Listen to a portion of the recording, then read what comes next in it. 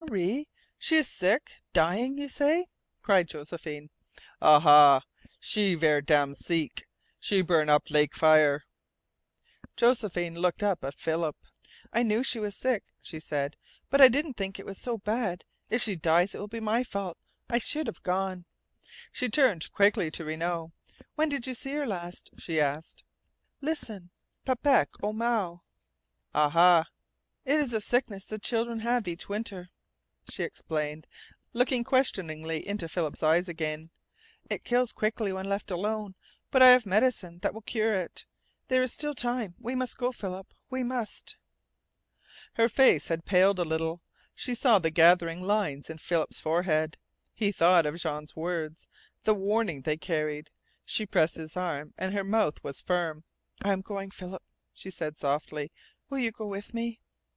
"I will if you must go," he said. "But it is not the best." "It is best for little Marie," she retorted, and left him to tell Adare and her mother of Renault's message. Renault stepped close to Philip. His back was to the others. He spoke in a low voice. "I bring good word from Jean Croisset, M'sieur. Him say somet'ing Renault good man lak Paris Langlois, and he fight lak devil when ask. I bring Indian and 2 team. We be in forest near Dog Witakan, where Pierre make his fire and tepee. You understand? Aha!" "Yes, I understand," whispered Philip. "And Jean has gone on to see the others?" "He go like wind to Francois over on Waterfound. Francois come in 1 hour 2 3 maybe."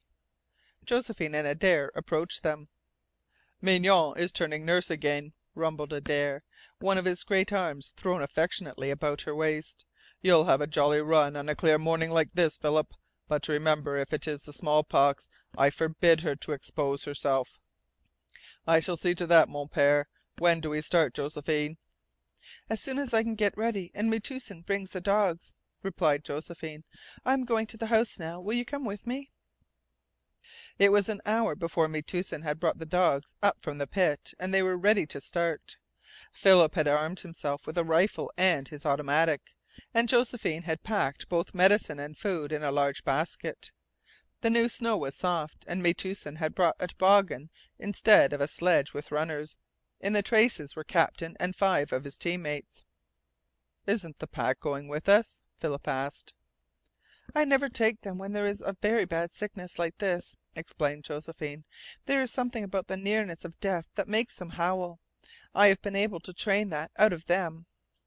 Philip was disappointed, but he said nothing more.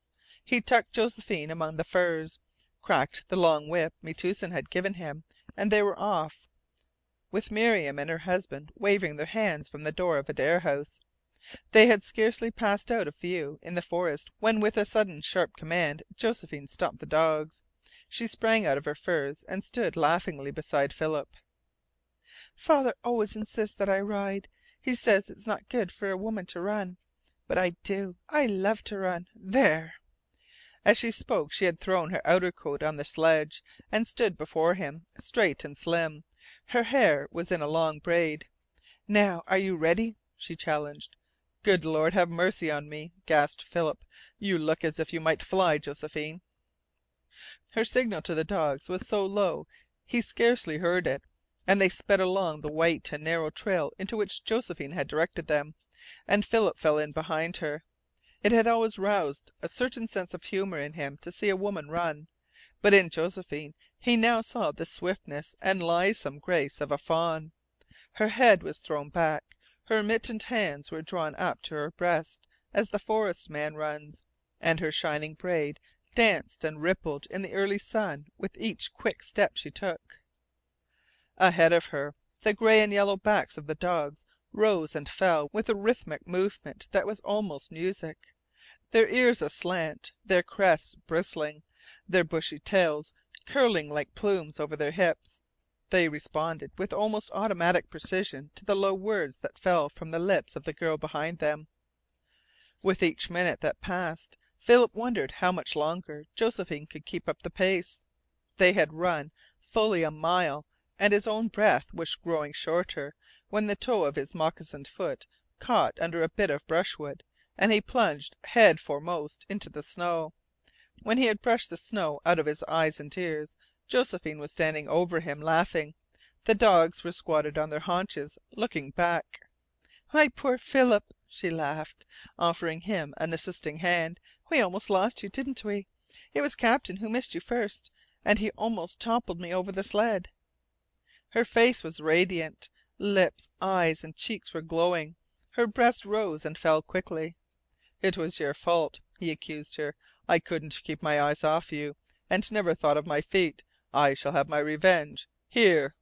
He drew her into his arms, protesting. Not until he had kissed her parted, half smiling lips did he release her. "I'm going to ride now," she declared.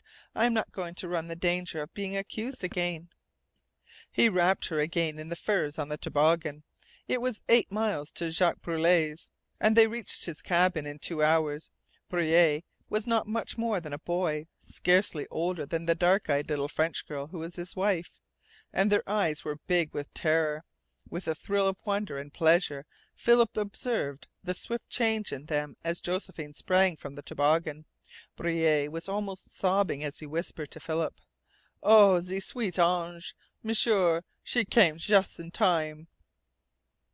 Josephine was bending over little Marie's cot when they followed her and the girl's mother into the cabin. In a moment she looked up with a glad smile. "It is the same sickness, Marie," she said to the mother. "I have medicine here that will cure it. The fever isn't as bad as I thought it would be." Noon saw a big change in the cabin.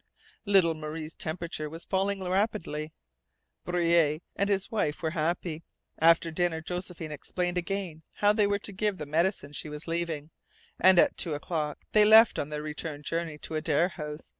The sun had disappeared hours before. Gray banks of cloud filled the sky, and it had grown much colder. "We will reach home only a little before dark," said Philip. "You had better ride, Josephine." He was eager to reach Adare House. By this time he felt that Jean should have returned, and he was confident that there were others of the forest people besides Pierre, Renault, and the Indian in the forest near the pit. For an hour he kept up a swift pace. Later they came to a dense cover of black spruce 2 miles from Adare House.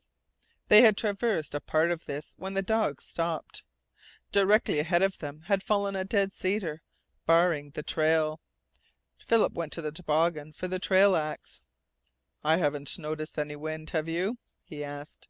"Not enough to topple over a cedar." He went to the tree and began cutting. Scarcely had his axe fallen half a dozen times when a scream of terror turned him about like a flash. He had only time to see that Josephine had left the sledge and was struggling in the arms of a man. In that same instant 2 others had leaped upon him. He had not time to strike, to lift his axe. He went down, a pair of hands gripping at his throat. He saw a face over him, and he knew now that it was the face of the man he had seen in the firelight, the face of Lang, the Free Trader. Every atom of strength in him rose in a superhuman effort to throw off his assailants. Then came the blow. He saw the club over him, a short, thick club, in the hand of Thoreau himself. After that followed darkness and oblivion, punctuated by the crack, crack, crack of a revolver and the howling of dogs, sounds that grew fainter and fainter until they died away altogether, and he sank into the stillness of night. It was almost dark when consciousness stirred Philip again. With an effort he pulled himself to his knees and stared about him. Josephine was gone. The dogs were gone. He staggered to his feet, a moaning cry on his lips. He saw the sledge. Still in the traces lay the bodies of 2 of the dogs, and he knew what the pistol shots had meant. The others had been cut loose. Straight out into the forest led the trails of several men, and the meaning of it all, the reality of what had happened, surged upon him in all its horror. Lang and his cutthroats had carried off Josephine. He knew by the thickening darkness that they had time to get a good start on their way to Thoreau's. One thought filled his dizzy brain now. He must reach Jean and the camp near the pit. He staggered as he turned his face homeward. At times the trail seemed to reach up and strike him in the face. There was a blinding pain back of his eyes. A dozen times in the first mile he fell, and each